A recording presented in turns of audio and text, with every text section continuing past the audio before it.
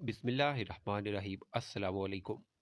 शादी से महज 3 रोज कबल लड़के वाले बारात लाने से इनकार कर दें तो लड़की वालों की आबरू मजरू होती है और दुनिया सौ सौ इल्जामात लगाती है कि लड़की में जरूर कोई खामी होगी, तभी तो बारात नहीं आई।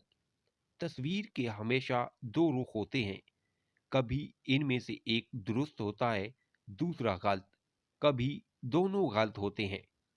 कुछ दिन पहले सुना कि फलां जगह शादी थी और बारात से 3 दिन पहले लड़के वालों ने आने से मुआजरत कर ली। वजह ये बताई कि हमारा लड़का किसी और लड़की को पसंद करता है और इसी से शादी करना चाहता है। ऐसे माँ बाप पे भी गुस्सा आता है जो अपनी औलाद की पसंद को खातिर में नहीं लाते हैं और बाद में किसी दूसरी लड़की के लिए बेइज्जती का सामान बनते हैं। लड़की वालों के घर सफ़े मातम बिछ गई। जहेज जा चुका था, घर मेहमानों से भरा था, दावत का सामान ले आया गया था। लड़की मायूस बैठी थी और परसों मेहंदी थी। ऐन वक्त पे ऐसी क्यामत का टूटना इंतहाई दर्दनाक था। बड़े बुजुर्ग दरमियान में आए मगर बात ना बन सकी। मजबूरन लड़की वाले रोते धोते अपना जहेज वापस उठा लाए।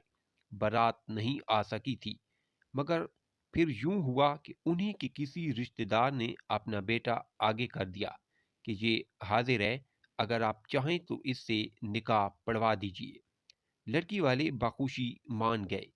ट्विस्ट ये है, वो लोग पहले भी रिश्ता लाए थे, मगर चूंकि लड़का मौलवी नमा और कारोबार में भी अपना ना था, इसी वजह से उससे मुस्तरद कर दिया गया था।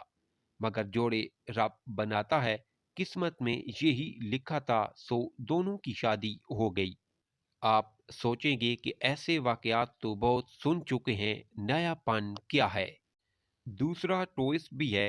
दूसरी बार का जिक्र है कि जिस लड़की के लिए उस लड़के ने शादी से इनकार किया था, उसी लड़की ने हरी झंडी दिखाकर कहा, ओ बेगैरत इंसान, आज मेरे कहने पे तुमने एक लड़की की जिंदगी बर्बाद करने की कोशिश की।